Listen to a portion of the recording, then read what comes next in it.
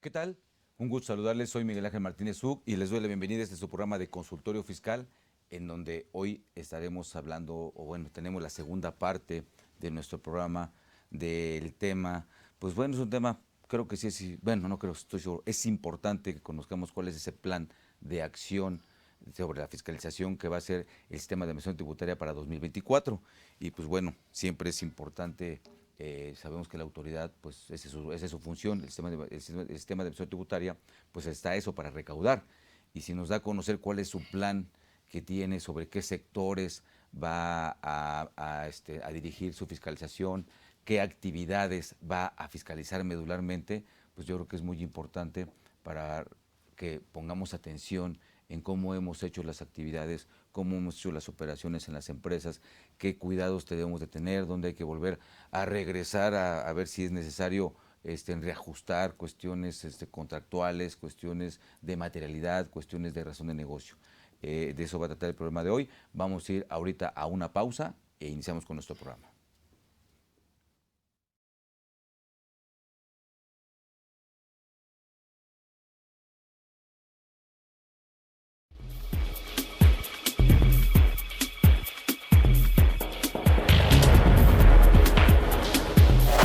En su edición 829, correspondiente a la primera quincena de marzo de 2024, Consultorio Fiscal, como siempre, presenta interesantes artículos de corte fiscal, jurídico, laboral, contable financiero y de prevención de lavado de dinero.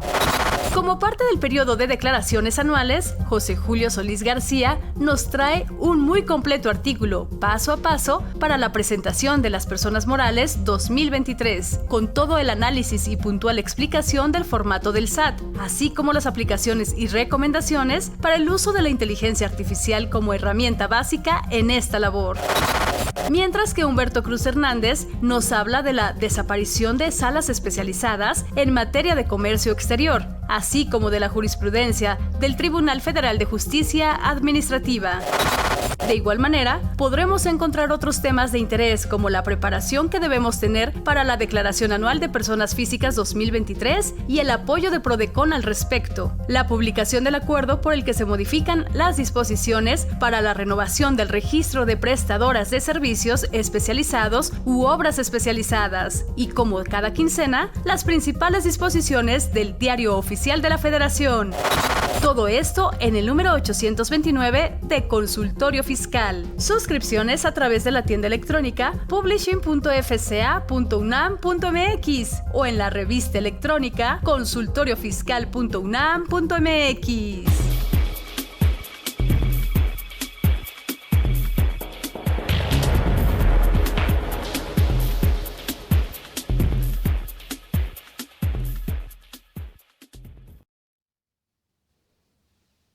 Bueno, ya estamos nuevamente aquí con ustedes, su programa de consultorio fiscal. Les recuerdo que estén muy atentos a la pregunta que se va a hacer para que se lleven ustedes una suscripción a la revista de consultorio fiscal de manera electrónica. Tenemos 2 suscripciones para ustedes. Si nos hacen favor de contestarnos la pregunta, llamando a los teléfonos que están apareciendo en su pantalla o que van a aparecer en su pantalla, y se puedan llevar esta suscripción a la revista de consultorio fiscal. Muy bien. Pues bueno, para hablar de este tema, tenemos hoy el apoyo, y le damos la bienvenida también al maestro licenciado en Derecho y maestro en Fiscal, al maestro Alberto Tejada Ramírez. Maestro, muchísimas gracias por estar con nosotros. Muchas gracias, contador, y muchas gracias a todos los que nos escuchan o nos ven por este canal. Es un honor para mí estar aquí en mi casa. Yo estudié aquí en la universidad, la maestría, el doctorado, entonces tengo con muchas ganas de platicar sobre este tema interesante. Muchas gracias. Es lo que nos apasiona, que es la política tributaria, la política fiscal. Y el día de hoy con el Plan Maestro 2004 del SAT. Pues estaba analizando este plan y quisiera empezar por 2 aspectos, los aspectos metodológicos y los aspectos técnicos del plan. En cuanto a la parte metodológica, pues sí, una pequeña crítica a la elaboración del plan, porque este material pues no deja ser un acto de autoridad, claro. No deja ser un acto de autoridad y debe de tener los requisitos del acto administrativo de los actos de autoridad, como son pues su fundamentación, su motivación. La esencia del acto administrativo es su objeto, y en todo el plan no nos habla de su objeto. Yo creo que sería bueno que para el 25, pues el SAT pusiera otras 3 laminitas, ¿no? Una que dijera, pues, cuál es la visión, ¿no? Al hacer un plan, pues tenemos una visión, lo que queremos lograr, el cómo vemos. Si yo hago un plan maestro, creo que hasta se quedó corto el nombre, porque lo que podemos apreciar a simple vista, yo traté de buscar en todo el plan y siempre me estuvo dando este documento que si ustedes se meten a internet, a la página del SAT, lo van a encontrar. Son 16, 17 láminas en PowerPoint que pues nos dicen, nos describen, ¿no? Más que facultades de comprobación. Pero lo importante de un plan es el fondo, es el por qué se hizo el plan, qué es lo que quiero lograr. Y eso lo recomendaremos que se pusiera. Esos son los aspectos metodológicos. Cuando nosotros hacemos un trabajo de tesis, dirigimos una tesis, pues lo primero que vemos pues es la metodología. Claro. Si vamos a hacer un documento que va a ser del conocimiento de millones de personas, de millones de contribuyentes, pues ponerle un poquito más de metodología como una visión, una misión, la misión del SAT, la misión del gobierno en cuanto a la recaudación y lo que se espera, ¿no? Una presentación, una lámina con una presentación sencilla, donde hablemos del objeto de la fiscalización, donde hable del objeto, ¿sí? De lo que quiere llegar el gobierno con este plan maestro, ¿sí? ¿Por qué? Pues porque nosotros, y algo muy importante que no tiene, el marco jurídico.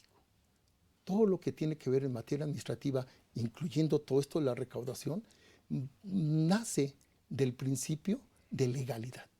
Inclusive cuando nosotros tenemos una controversia con la autoridad, es una controversia sobre el control de legalidad. Claro. Y entonces no encuentro el marco jurídico. Y perdón que le interrumpa, maestro, pero también aquí incide el tema de que la autoridad únicamente puede hacer lo que la ley expresamente le permita. Y desde ahí vamos con el principio de legalidad. Y desde el año pasado, porque el primer plan maestro que nos dio a conocer la autoridad fue el de 2023, y viene exactamente igual, con esas carencias que usted está señalando ahorita, ¿no? Viene con esas mismas carencias, y este 2024, lo único que de diferencia es que pues, hacen una ampliación. Y el 23 sí también no es la excepción. ¿Sí? Aquí en el 24 tampoco pusieron metodología, y el marco es bien importante. ¿Por qué? Porque los artículos 25, 26 de la Constitución, ¿sí?, son la base de la rectoría del Estado, de la rectoría económica, y la rectoría económica tiene que ver con la política fiscal, como instrumento que tiene el Estado para hacerse de recursos y sufragar el gasto público. Y todo lo que se tiene que hacer en política fiscal con el 25 y el 26 que habla de la planeación democrática, claro, y cómo la autoridad nos presenta un plan y no nos da un marco jurídico relacionado con una planeación democrática. Hasta donde yo sé, el SAT no hizo consultas, no nos consultó a los académicos, a organismos internacionales, empresariales, para hacer este plan, como sería el principio de la planeación democrática, claro, que basa desde el Plan Nacional de Desarrollo, los planes sectoriales y los planes a corto plazo, como el presupuesto de ingresos, el presupuesto de egresos y este plan maestro de recaudación. Sí, lo están haciendo muy acá entre nos en casa, así como que... Pues lo que se hace de forma unilateral, pues no puede ser democrático, ¿sí? Ahorita que estamos en efervescencia de elecciones y que la palabra que más se escucha es democracia, pareciera que no se entiende en realidad lo que es la democracia. Claro. Pareciera que pensaríamos que nada más en la democracia representativa, en sufragar, en la democracia participación. No, pero la democracia en nuestra Constitución aparece en el artículo 25. En el artículo 26 en la planeación democrática, en el artículo 3 como una forma de vida y obviamente en el artículo 40 como una organización social. La democracia es muy importante, contador, porque es el eje de acción de todos nuestros principios de constitucionalidad, maestro, incluyendo lo tributario. Ya lo dijo Maquiavelo, ¿no? El fin justifica los medios. Justifica los medios, sí, cuando lo que se quiere es nada más tener el poder, ejercer la potestad tributaria y tener ingresos y no rendir cuentas. La fiscalización tiene dos aspectos muy importantes. La que vamos a ver en este plan, que es la fiscalización que hace el SED a los contribuyentes, ¿sí?, y que no es más que la facultad que tiene el Estado, ¿sí?, a través de instrumentos jurídicos y económicos para revisar el cumplimiento de las obligaciones tributarias. Este plan se apega más al Código Fiscal que a la Constitución, claro. cuando la Constitución es la base, cuando los principios de constitucionalidad deben de permear el principio constitucional de planeación democrática, el principio, ¿sí?, de contribuir y de rendir y de la transparencia de las cuentas de lo que se recauda, son principios constitucionales. Otra deficiencia que tiene el plan es que se olvida de lo más importante, que es el contribuyente y los derechos humanos. Pareciera ser que la autoridad se le olvida que desde el 2011 se hizo, pues para mí, la gran reforma constitucional, donde para muchos que nos dedicamos al derecho constitucional, lo importante es que México entró al garantismo, que México tiene una de las constituciones que garantizan los derechos, tanto los derechos de fuente constitucional como los derechos de fuente convencional, artículo primero. Y tiene tiempo, porque desde que se creó la del 17, contemplaba garantías que en ningún lugar del planeta se contemplaba, ¿no? Claro, y aquí es algo bien importante, contador, la diferencia que existe entre los derechos y las garantías, ¿sí? Cuando estudiamos aquí, hace más de 30 años, pues nos hablábamos todavía de las garantías individuales, ¿no? De qué eran garantías. No, hoy en día los derechos humanos, ¿sí?, están soportados por garantías. Y el artículo 25 y el artículo 26 y estos planes deben ser garantías de seguridad jurídica en materia procesal, en materia económica, que salvaguarden los derechos del contribuyente ante los actos de fiscalización de la autoridad. No estamos en contra de la fiscalidad, al contrario, la fiscalización, ¿sí?, le sirve a la autoridad, ¿sí?, pues para corregir, para hacer ver los errores y omisiones, para determinar créditos fiscales, por supuesto, para hacer la presunción de conductas antijurídicas, ya sean infracciones o delitos fiscales. Es bueno fiscalizar, pero en el plan, si nosotros vemos los puntos de fiscalización, es como aumentar algunas facultades más de comprobación. Si bien las facultades de comprobación se basan en instrumentos como la auditoría, las revisiones, hoy tenemos la novedad de las revisiones electrónicas, incluyendo lo que para mucha gente le está causando, le quita el sueño, que es la inteligencia artificial. Pero la inteligencia artificial no tiene por qué quitarnos el sueño. Si lo importante, hace días, me decía un cliente que si podíamos demandar a la inteligencia artificial. Y yo le dije, no puedes demandar eso. Puedes demandar a los que aplican la inteligencia artificial. Claro. Sí, simple y sencillamente el juez te va a decir que no hay interés jurídico. Y entonces es cuando nos ponemos a hablar de esto, cuando nos ponemos a hablar de la fiscalización, tenemos que ver que la fiscalización corresponde, ¿sí?, a dos tipos de política. Existen dos tipos de política fiscal. La política fiscal moderada o expansiva, y la política fiscal restrictiva. La política fiscal expansiva o moderada es aquella que no sube los impuestos, que no sube las contribuciones, que no crea nuevas contribuciones, que no aumenta el precio de los productos que hace el gobierno, que expande el gasto público. Y la política restrictiva, ¿sí?, es lo contrario, es la que aumenta las bases, las tarifas y los precios de los bienes públicos y endurece la fiscalización. Y la endurece de tal grado que a veces esta fiscalización se convierte en terrorismo fiscal. Yo les dicto mucho a mis alumnos del posgrado, les doy esta frase: el exceso de la discrecionalidad y el exceso en la facultad reglamentaria por parte de la autoridad administrativa y del Ejecutivo hacen que tarde o temprano ese acto o esa resolución sea inconstitucional. Claro. Y todo colapse. Jurídicamente colapse, ¿no? Lleguemos a la inconstitucional y entonces tengamos que entrar a las garantías procesales como el juicio de amparo, el contencioso administrativo, y tengamos que hacer un litigio para defender los derechos que la autoridad, por esa, a veces soberbia, pero ahora yo veo más que soberbia, veo ignorancia, ¿sí? Se excede en sus facultades, no sale de su manual, no sale de sus reglamentos. Y no vemos que permeen estos principios que estamos hablando. Y este plan no es la excepción. Si nosotros vemos, ¿sí?, con detalle lo que nos está presentando la autoridad, bueno, quitando las deficiencias metodológicas de una visión, de una misión, no hay metas. Claro.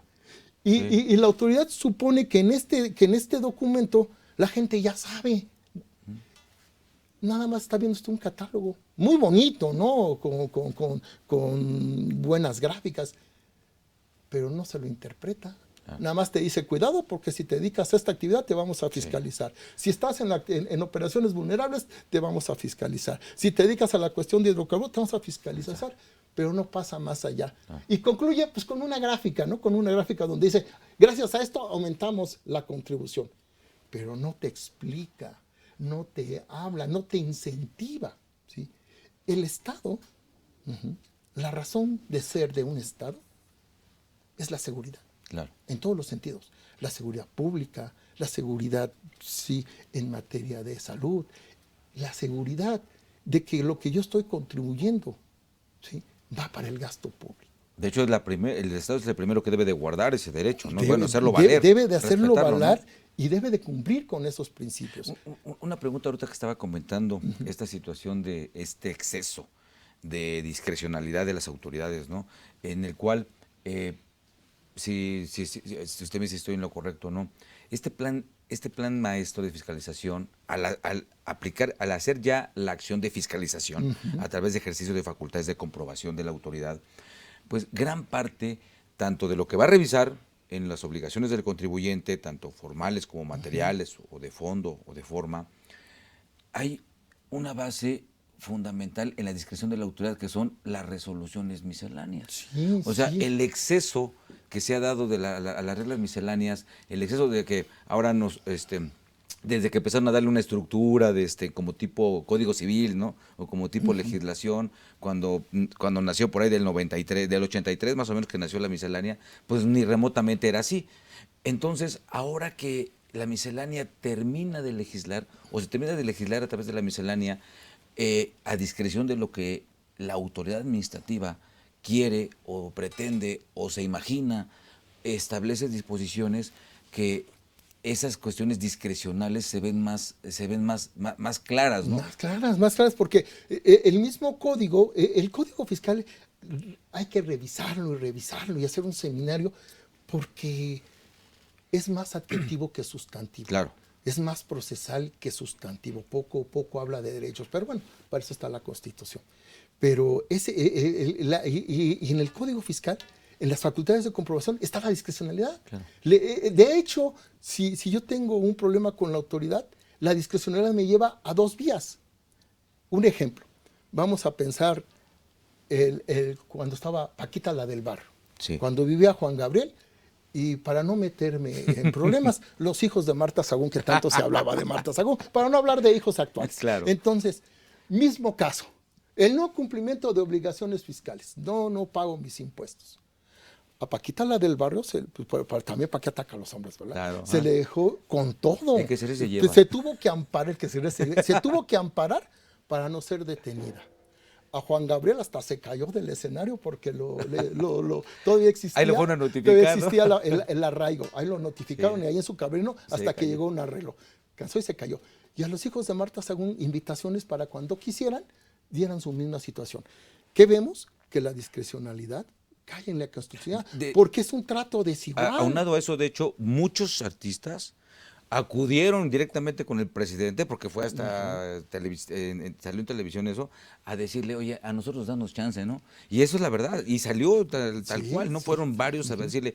Entonces, ¿por qué lo comento? Por el tema de la discrecionalidad que está mencionando ahorita, ¿no? Y que está basado. Claro, aquí. Está basado. Y porque aquí en el plan maestro, que a mí me suena más a un catálogo, ¿sí?, de fiscalización, más que un plan, porque el plan, como lo estamos diciendo, tiene un objeto, una razón de ser, claro, y tiene un fin específico que debe de ser el bien común. Este plan no nos da seguridad jurídica. Nos da un poquito de certeza, ¿sí? La diferencia, para los que no son abogados, entre seguridad jurídica es que la seguridad jurídica, ¿sí?, la vemos cuando la autoridad nos da a conocer la ley, nos la promulga, por ejemplo, eso da seguridad al contribuyente. Claro. La certeza es saber a qué atenerse.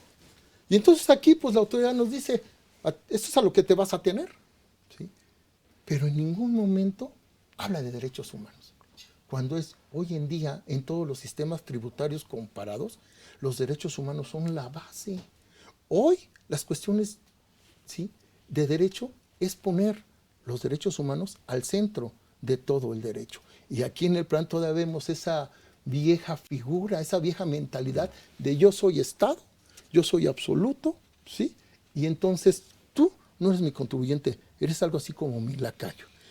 En algunos escritos que yo he hecho sobre la democracia tributaria, ¿existe la democracia tributaria? ¿Puede existir la democracia tributaria? ¿O debe existir? O debe de existir Claro. la democracia tributaria. Claro. Y la democracia tributaria es muy sencilla, contador. La democracia tributaria se va a dar cuando el contribuyente siente que contribuye y no que tributa. Lo hace de forma voluntaria porque palpa el bien público, porque palpa que sus contribuciones construyen el desarrollo y le mejora su calidad de vida. Claro. Y no contribuye, pues, para vivir, ¿sí?, subsidiando la pobreza o subsidiando programas sociales. También sería importante que en algún otro capítulo se hablara de la fiscalización, ya no ahora nomás de los contribuyentes, sino de la fiscalización del gasto público, que finalmente, ¿sí?, yo siempre he sostenido, también se los he dictado como frase, el desarrollo económico de un país bien se puede basar en lo selectivo del gasto público. Después de, con tanto trabajo de tratar de sacar dinero hasta debajo de las piedras, de aumentar la recaudación a todos los que somos cautivos, porque esto también tiene implicaciones políticas. Ah. ¿Quiénes pagamos los impuestos en este país? En realidad, ¿quiénes los pagamos? El sector laboral. La clase media, el sector laboral, Claro. empresarial, el pequeño, todos los trabajadores cautivos. ¿Quiénes no pagan? ¿O quienes arreglan políticamente los impuestos? Pues los muy ricos. Y pues los que no tienen, pues no, ¿de dónde podemos pagar? No tienen capacidad contributiva. La capacidad contributiva para poder pagar impuestos está determinada por el ingreso disponible, quitando los consumos y los subsidios que da el Estado. Entonces, si no hay capacidad contributiva, pues no les puedes pedir impuestos. Pero aquellos que sí tenemos capacidad contributiva, pues tenemos que pagar impuestos. Tenemos, aquí el plan habla de una cultura, Claro. pero la cultura se construye.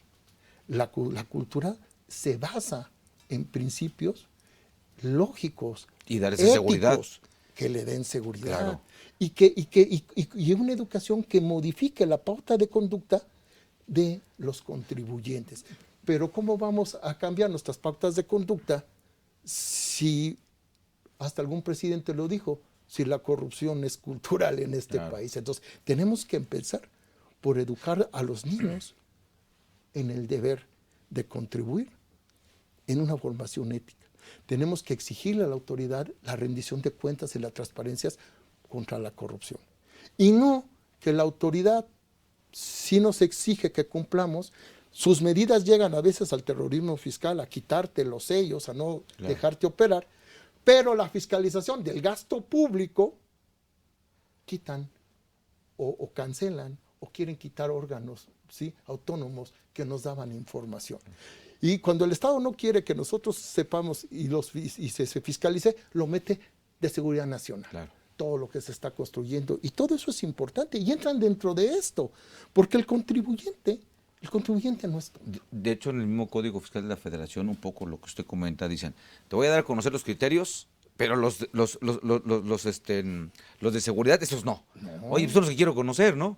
Sí. Porque pareciera que esa cultura que se está hablando en el plan maestro, salvo su mejor opinión, maestro, se está refiriendo a que te voy a generar cultura, pero por a través del miedo, ¿eh? Sí, no. A través del miedo, a través de que te voy a tener bien fiscalizado, de que te voy a ir a revisar y voy a ser enérgico y aparte, ¿cómo te diré? Así como que tipo inflexible, ¿no? Sí. Entonces, no inflexible porque, pues bueno, más bien como que no vas a tener oportunidad, porque ya te estoy ejerciendo facultades. No, porque a ya través del vivo plan en maestro. tu casa a Claro. través de tu dispositivo electrónico, porque ya tengo tu ubicación, porque aunque no estés en el buzón tributario, a tu buzón te llegan Claro. las invitaciones, te llega. Los que ya estamos más viejitos y venimos desde Justino Morales y hemos trabajado en la Secretaría de Hacienda Y Lolita, y ¿no? Lolita, y vimos las técnicas de agarrar a los artistas, al Ángel del Rock, a la Leona Dormida, a Vargas Duché, para que se experimentara y la gente se espantara y pagara. y la gente no pagó. Y bueno, decíamos, dice Jorge Whittaker en un libro, hace una cita de justo sin justicia, para decir que los que pagamos somos los que acabamos de mencionar, más en ese entonces los ingresos petroleros. Y entonces, ¿por qué el Estado, y este tema es importante, y por qué el Estado endurece la fiscalización al grado de casi de llegar al terrorismo fiscal? Pues porque se le cayeron los ingresos tributarios en materia petrolera. ¿Por qué? Claro. Pues porque nuestra reforma tributaria del sexenio pasado privatizó, ¿sí?, las ganancias de Pemex. Y al privatizar usted las ganancias, al ir a la mitad con lo que se saque de la exportación, pues se queda con la mitad de la recaudación. Yo recuerdo que en aquellos años de los años 90, en el año 2000, el peso fiscal, que es la gráfica que nos muestra los ingresos, ¿sí?, pues todavía 50 centavos venían del petróleo y 11 centavos venían de todo esto, de la fiscalización y recaudación.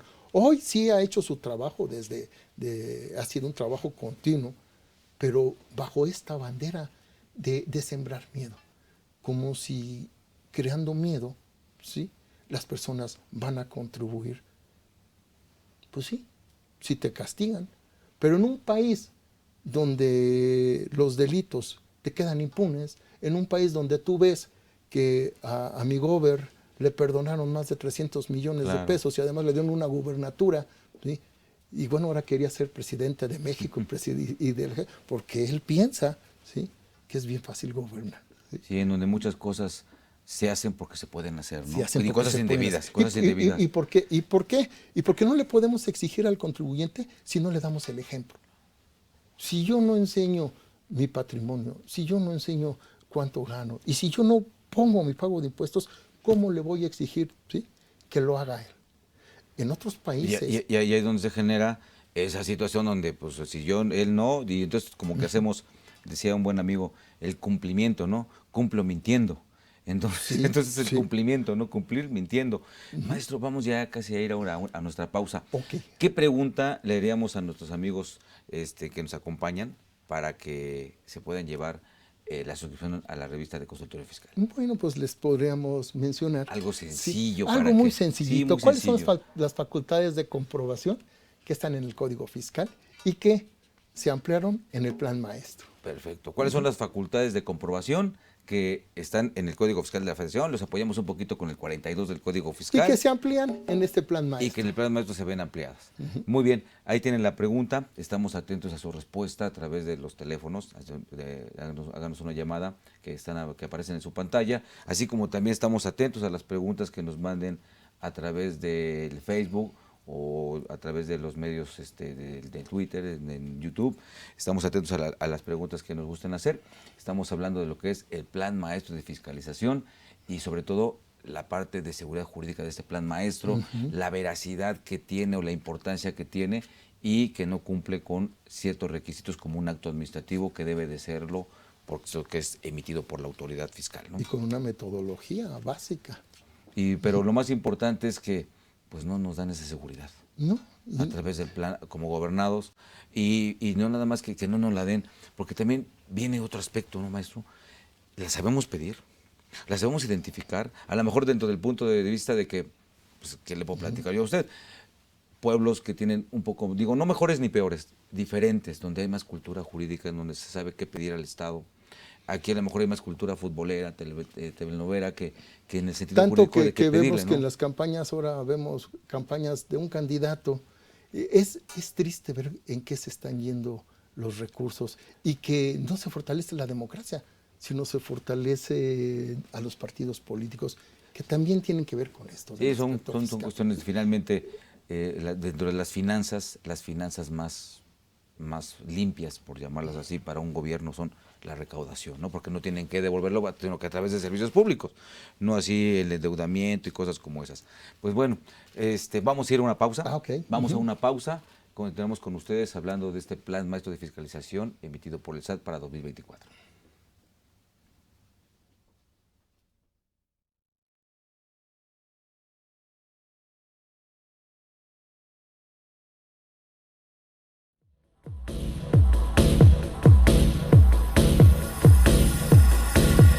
En Déficit, con José Silvestre Méndez.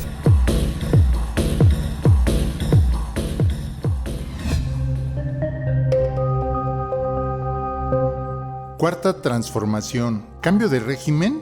El actual gobierno de López Obrador se autodenomina de la Cuarta Transformación y ha seguido esa narrativa durante todo el sexenio.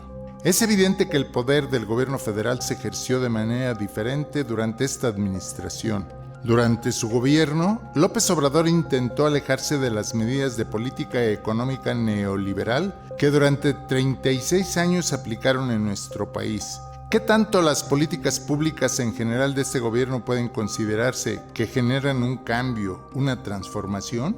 Y más del calado que pretende el presidente y sus seguidores para denominar la cuarta, recordando que las tres anteriores fueron la independencia, la reforma y la revolución. Creo que este gobierno se le puede calificar de nacionalista y progresista, que buscó el bienestar para mayor número de mexicanos, pero sin cambios sustanciales en la economía del país. Por esa razón, como afirma Oxfam, se permitió la acumulación de riquezas en un número muy pequeño de mexicanos, encabezados por Carlos Slim y Germán Larrea, entre otros.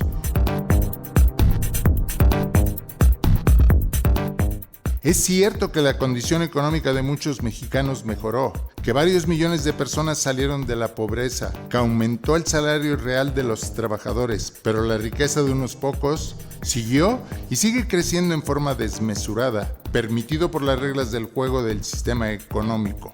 Seguimos siendo una república federal y democrática con tres poderes, con partidos políticos establecidos donde existen reglas del juego públicas, políticas. Aunque haya distorsiones y no todo mundo esté de acuerdo con las medidas que toma el Ejecutivo respecto a los asuntos públicos, falta mucho por mejorar en la democracia mexicana. Eliminar la corrupción, buscar mayor participación ciudadana, no solo en los comicios, pero en general, el sistema permite elegir por voto a los gobernantes, desde el presidente de la República hasta presidentes municipales y alcaldes. Esto significa que el régimen político no ha cambiado en este sexenio, aunque haya mucho por mejorarse. En el caso del sistema económico, seguimos siendo un país capitalista desde hace más de un siglo. Las medidas de política económica del gobierno de López Obrador no han cambiado las condiciones que este régimen económico impone. Es por eso que la desigualdad persiste, lo mismo que la doble explotación de las personas y de la naturaleza.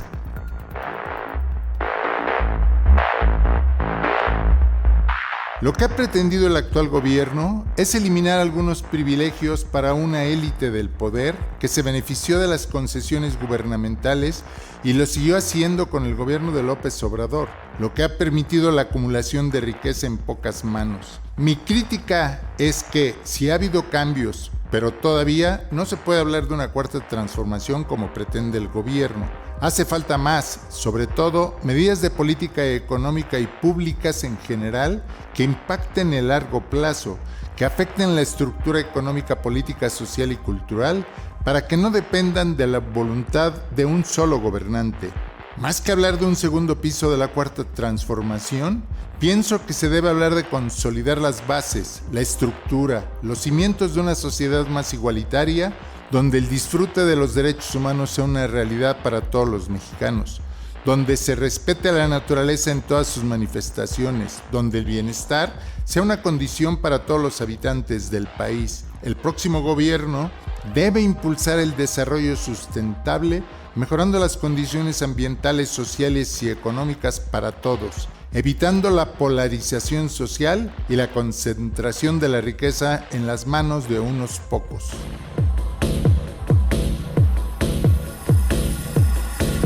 En Déficit, con José Silvestre Méndez.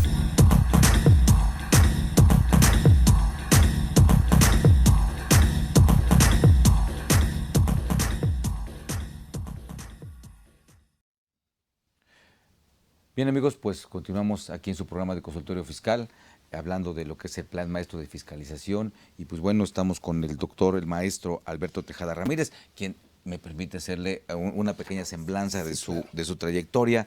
Él es maestro en Derecho Fiscal por la Universidad Nacional Autónoma de México, es licenciado en Economía por el Instituto Politécnico Nacional, Él es maestro en Derecho por el Colegio Mayor de San Carlos. Es catedrático en diversos colegios, instituciones y universidades del país. Ha sido asesor parlamentario y constituyente en el Congreso de la Ciudad de México, director del Deporte de Alto Rendimiento y en la Procuraduría Fiscal de la Federación, entre otros cargos públicos que también ha desempeñado en el ámbito fiscal. Bueno, vinculado con la cuestión fiscal, ¿no, maestro? Siempre lo hemos vinculado el deporte y lo fiscal, ha sido nuestra vida, Así es. Lo que nos hemos dedicado. Así es, y también muchas gracias a todos los amigos cibernautas. Me tocó redactar en la Constitución de la Ciudad de México el derecho al deporte. Muy bien. Yo hice la redacción, pero lo más complicado no es la redacción de la ley. Es lo que le estoy diciendo, es el fondo. Exactamente. Toda mi experiencia en el Poder Legislativo fue eso, hacer documentos como el plan, pero darle soporte para convertirlos en ley, para darles la protección jurídica. Y por eso, y es ser profesor, ¿no? De decir, hacer las cosas bien, ¿no? Si vamos a hablar de un plan, pues haz un plan bien.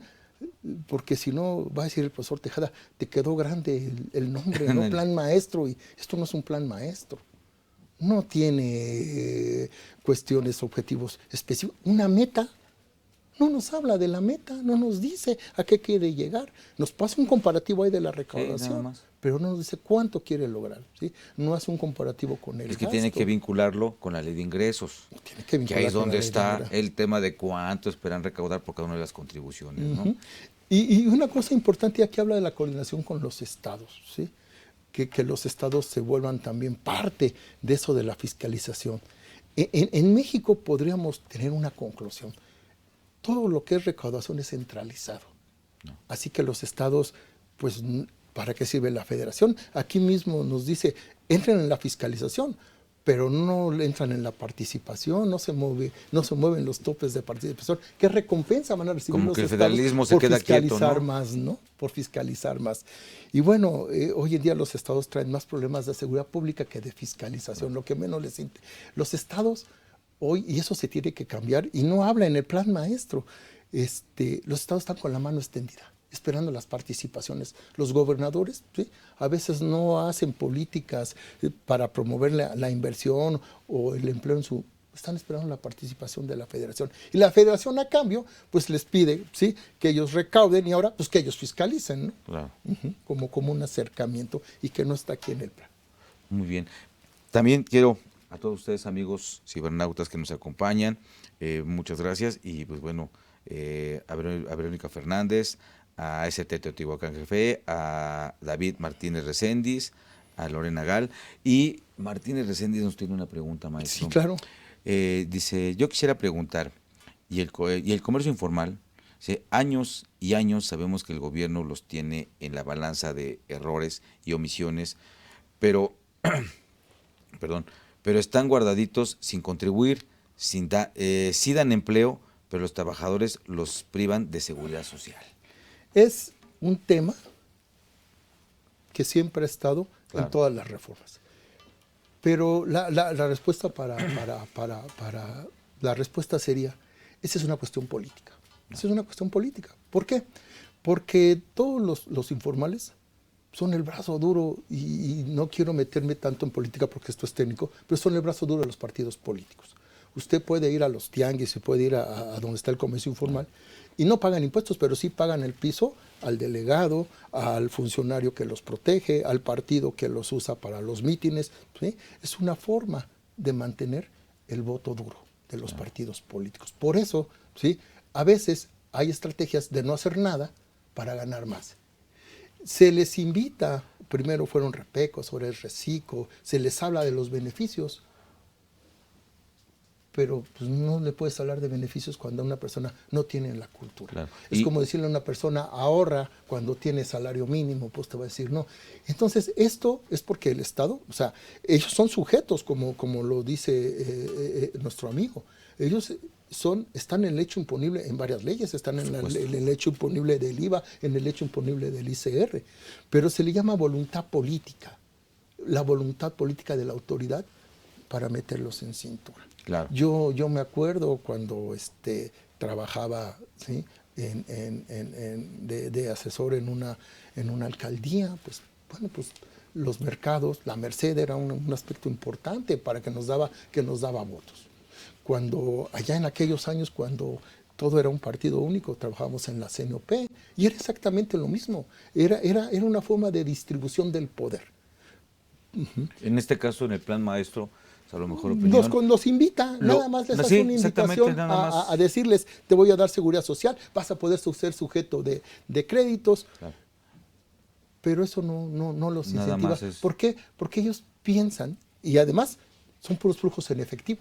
Claro. Todo el comercio informal es flujos en efectivo, eso es muy difícil. Y también tomar en cuenta que mucho del comercio informal, también hay que tomar en cuenta que es economía de supervivencia.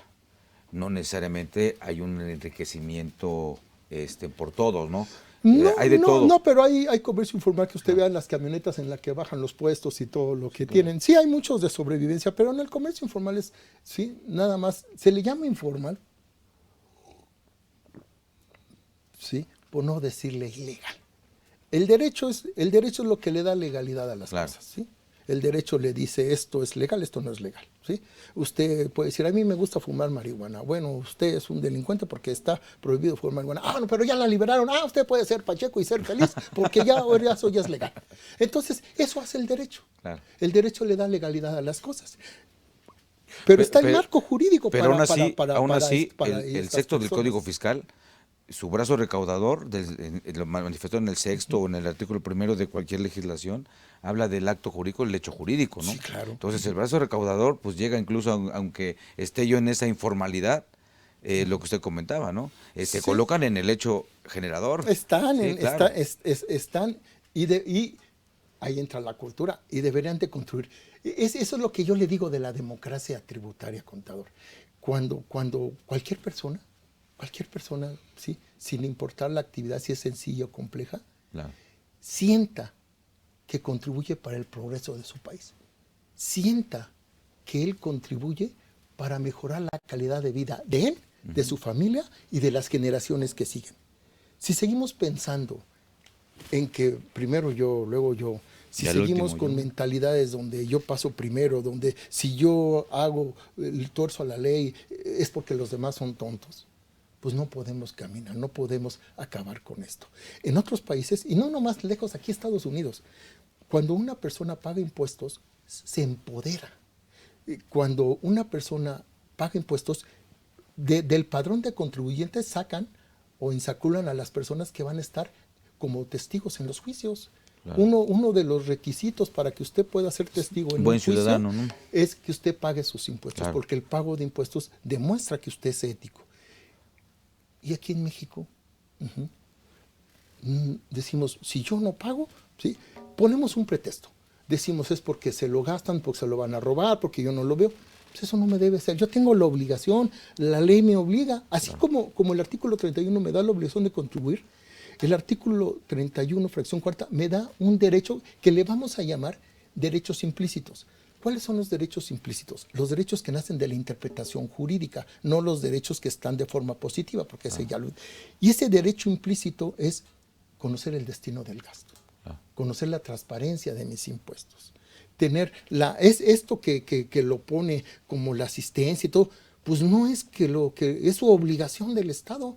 Todo ente administrativo tiene que hacer orientación, ¿sí?, inclusive algo que llamamos los abogados impulsión oficiosa. Si usted va a una dependencia y se equivoca, lo más seguro es que lo bate. No, cuando hay cultura administrativa, por impulsión oficiosa, no es aquí, no es esta ventanilla, yo te lo recibo y yo que sí conozco la administración, lo llevo a donde es. Claro.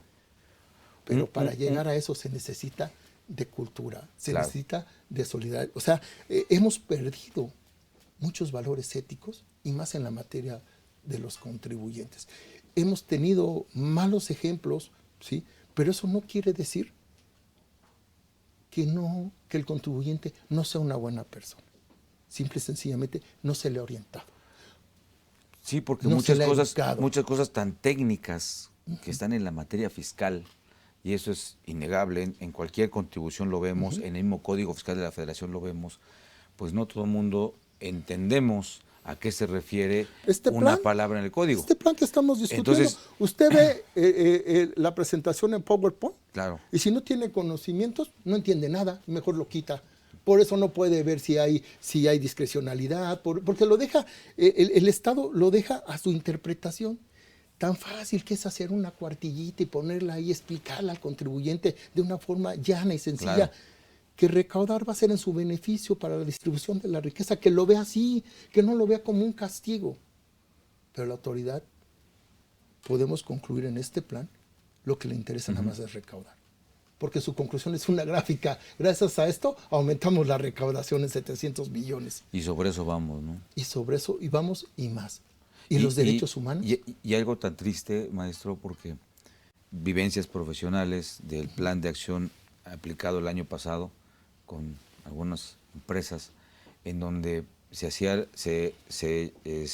aplicó la fiscalización de ciertos contribuyentes, pero realmente lo que iban encaminados, no digo que todos, pero en esos casos en particulares, lo que iba encaminado el funcionario era al tema corrupción.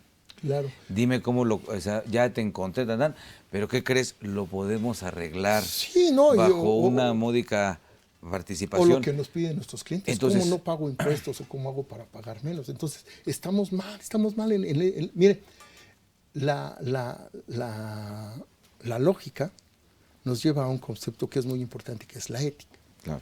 Y la ética es hacer lo correcto, No puede haber democracia en todos los aspectos, y hablando de la democracia tributaria, cuando tenemos dos lastres o dos monstruos que detienen a la democracia, y es la pobreza y la ignorancia. Claro. Y en un pueblo pobre y en un pueblo ignorante, pues no puede florecer una democracia tributaria, una conciencia tributaria, porque la gente está viendo qué come, qué va al día, qué saca, qué no paga, cómo se ahorra. Claro. ¿Sí? Está buscando satisfacer las necesidades básicas, ¿no? Y cuando una persona es pobre, no es libre. Vive pegada a esa pobreza y no puede pensar, y menos criticar al gobierno, si el gobierno le está cobrando lo justo o no. Más bien, espera que el gobierno, con la mano extendida, a que le dé la beca, a que le dé el plan, y con eso se conforma. No se conforma con tener servicios de primer nivel, no se conforma con tener una educación, no se conforma con tener una seguridad social que le permita su futuro y crecer. Va al corto. Y entonces, por eso, la autoridad tributaria dice, bueno, pues ¿estos qué?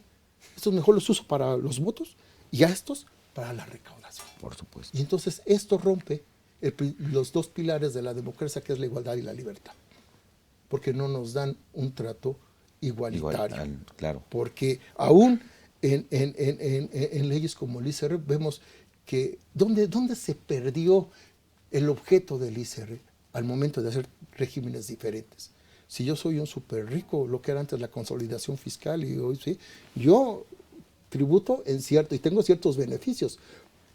Aquí dice que va a checar que no metan pérdidas y que no metan empresas quebradas para la consolidación fiscal, ¿no?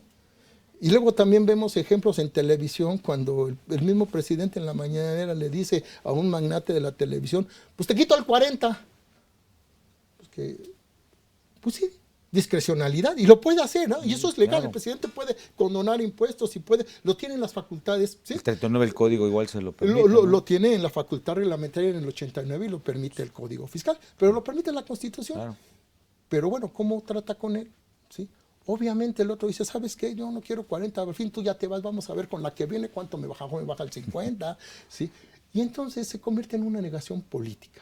El maestro Emilio Margain tiene por ahí, búsquenlo, tiene un decálogo del contribuyente, ya viejito, de hace más de 40 años, pero viene siendo actual, sobre las componendas que hace la autoridad con los contribuyentes, con los altos contribuyentes. Y esas bases son así como que los pilares. Hoy estamos hablando de principios. Claro. No podemos criticar un plan si no hablamos de estos principios constitucionales. Claro. No podemos tener la visión ni el objeto de las cosas si no conocemos los principios. Si no hablamos, la recaudación tiene que ser una base para que de ahí salgan los ingresos para la distribución del ingreso, para que mejoren la calidad. Maestro, tenemos unas preguntas más. Sí, muchas gracias a nuestros amigos que nos siguen acompañando. Alejandro Navarrete, Roberto Aguilar, Julio Domínguez Vadillo. Y Julio Domínguez nos hace una pregunta. dice, bueno, te mando un saludo. Gracias. Dice, creo que la política fiscal a los informales debe ir muy puntualizada en los impuestos al consumo. Si bien no pagan impuestos al vender, sí pagan o deben pagar IVA los tianguistas al adquirir sus mercancías, y es allí en donde debe enfocarse para que ellos, para que ellos contribuyan al gasto público. Es importante, y en democracia ese es un principio de igualdad y de equidad. La igualdad es que la ley nos pone a todos en el mismo plano. La equidad es darle a cada quien lo que se merece. En este caso, voy a ser un poco indiscreto, nada más no voy a dar nombres. Yo recuerdo a un secretario, cuando trabajaba en Hacienda, al secretario en turno, ¿sí?, decirle al procurador fiscal, a ver, fulano de tal, se van a amparar y con esto nos va a costar tanto, pero vamos a recaudar con esto que ya sabemos que es inconstitucional, con este impuesto que todavía no lo quitan, ¿cuánto? Costo-beneficio.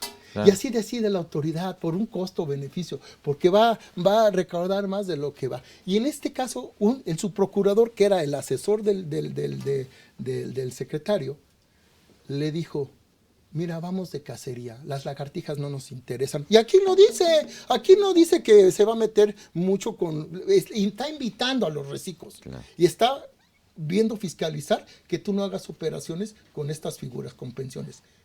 Pero te dice, a mí me importan casos, y lo dice en la parte de la defensa legal, casos de 100 millones de pesos. Lo que sí es ir de cacería, no vamos por un león, las lagartijas informales no me interesan. ¿Por qué esas las voy a usar? Para los votos. Claro. Y de alguna forma también... Y entonces el contribuyente de a pie dice, bueno, pues si aunque sean las lagartijas, ellos no pagan y yo sí. Y entonces ahí no hay democracia. Estamos hablando que la democracia tiene que ver con la igualdad y la libertad. Claro. Y lo que usted comentaba ahorita del tema de que, de alguna forma, costo-beneficio, sí.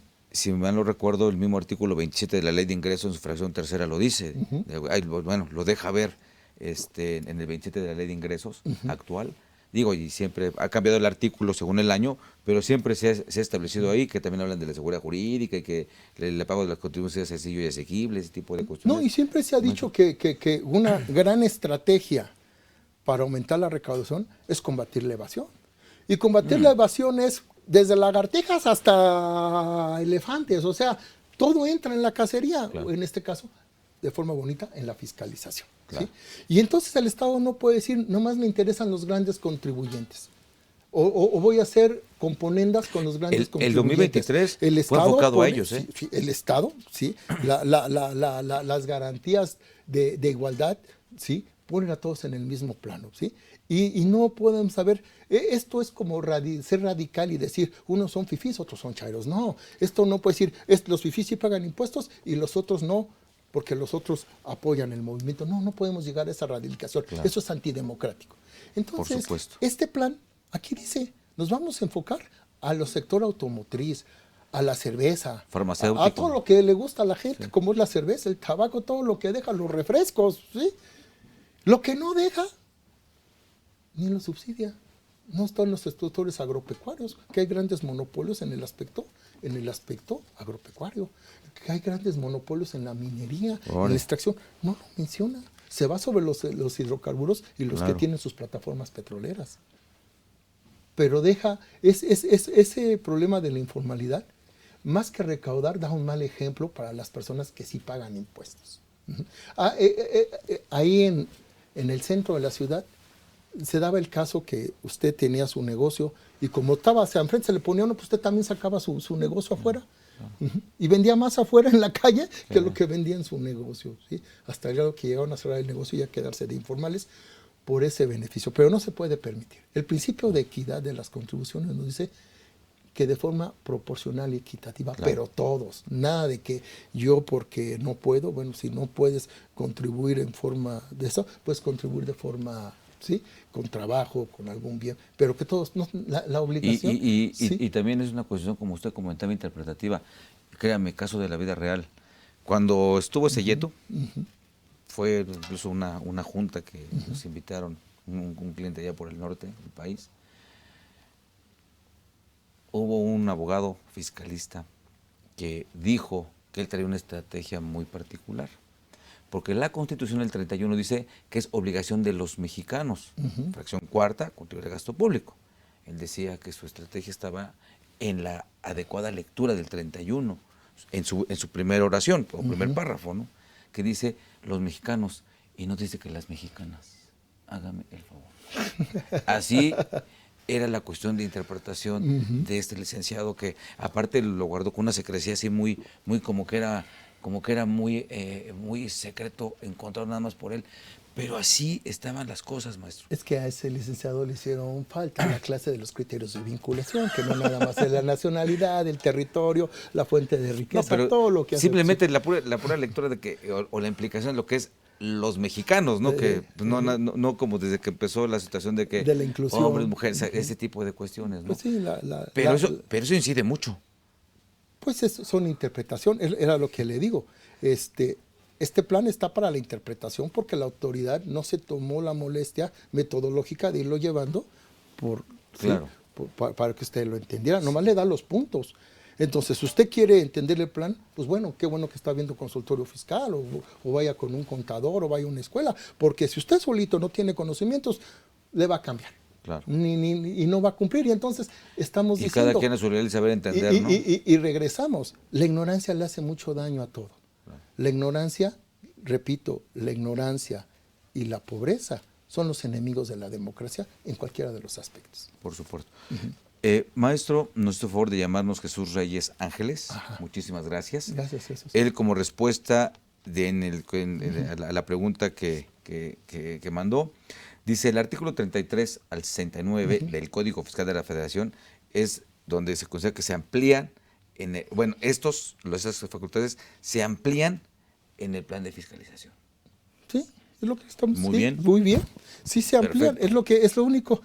Se amplían y se ejemplifican más, porque te dicen ahora te van a hacer. Muy bien, qué bueno, me da muy mucho bien. gusto. Me da mucho pues gusto Jesús Reyes, muchísimas gracias. Ya le hubiéramos puesto 10 como alumno. Aunque sí, porque no estaba tan fácil. No estaba tan fácil. Sí, no estaba tan fácil. Muchísimas gracias. Y este plan pues, es ese catálogo de ampliación de las facultades de comprobación, modernizándolo, ¿no? Decíamos hace ratito, esto de la tecnología viene desde que se nos pidió la contabilidad electrónica y todo el mundo dijo, ay, ¿cómo contabilidad electrónica? Hoy la gente no se separa de su celular. Hoy es su vida el celular. ¿Quieres castigar a alguien? Quítale el celular. Desde que nació BlackBerry, ¿no? Sí, entonces, vamos con la tecnología. El problema de la inteligencia artificial es que es como cuando usted escucha música de los Beatles, música de los Creedence, automáticamente le hace un playlist con rock. Pero si a usted le gusta la cumbia y le gusta la filarmónica, entonces sí rompe el esquema del playlist. No se lo pueden hacer porque no tiene una conducta. Lo mismo es con la autoridad. La cuestión informática se reduce: entrada, procesamiento, salida. Lo que usted mete se procesa. La inteligencia artificial es como la inteligencia que tenemos. Yo con mis ojos, con mis oídos, veo la información, mi cerebro la procesa, mi memoria la almacena y lo que contesto es lo que es la respuesta a la información que yo tengo. Entonces no se espanten con la inteligencia artificial. Claro. Si usted mete información, si usted cumple con sus obligaciones, si usted es ético, se procesa que usted es ético, la inteligencia artificial le va a mandar su diploma por portarse bien, porque ahora lo puede hacer a través. Porque Hacienda nunca te felicita si hace las cosas bien. Pero fíjese que hay un mal entendido de esa inteligencia artificial, que no nada más la autoridad, los mismos ponentes que se hablan de esto lo hacen para espantar a los pues que sí, van a... sí. Ya están en tu casa.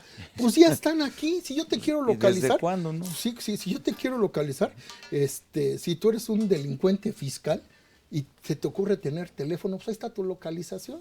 Si tú acostumbras que te manden tus tickets al teléfono o tienes notificaciones en tu teléfono, pues ahí se ve dónde gastas. Claro. El chiste es que tus ingresos no sean una discrepancia con lo que tú le dices. El principio de la autodeterminación, el principio de la autodeterminación de las contribuciones es algo muy importante. Es la verdad del contribuyente. Claro. Es la ética del contribuyente. Yo te voy a decir en realidad cuáles fueron mis ingresos y todos los que son mis gastos, ¿no? Y la diferencia es lo que yo te voy a pagar. No necesito que me estés fiscalizando. Dame. Pero cuando no te autodeterminas, pues entonces Eso es un crédito fiscal. Un crédito fiscal es la determinación líquida de la obligación tributaria que hace la autoridad. O sea, los pesos y centavos que me debes porque tú no me lo dijiste.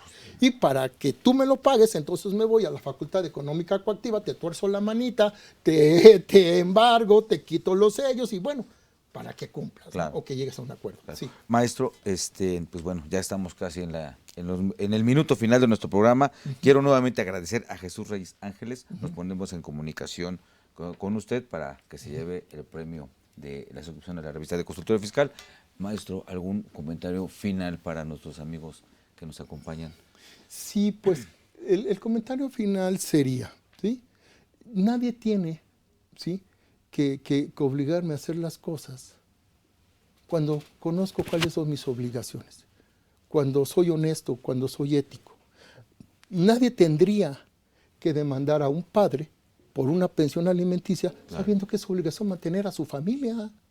Entonces, ni modo que diga, ¿sabes qué? Pues te tiene que obligar el juez, te tiene que sentenciar, te tiene que sacar una pensión, claro, cuando lo debes de hacer por ética y por amor a tu familia. Lo mismo son las contribuciones. Maestro, pues... Esperemos que algún día estemos en la democracia tributaria. Esperemos que sí, y muy amable. No, muchas gracias el gusto es mío y por su participación. Les agradezco de veras profundo, ¿sí? Y le agradezco a mi alma mater. No, los agradecemos nosotros y aunque no soy la persona indicada en nombre de nuestra facultad, le doy las gracias. Muchas gracias a y todos. Y también a todos ustedes, amigos, por habernos acompañado en este programa. Soy Miguel Ángel Martínez Zug. Nos encontramos la próxima semana aquí en su programa de Consultorio Fiscal. Y no olviden que hay que aprender muy bien las reglas del juego para que después, con análisis y creatividad, juguemos a ganar. Hasta la próxima.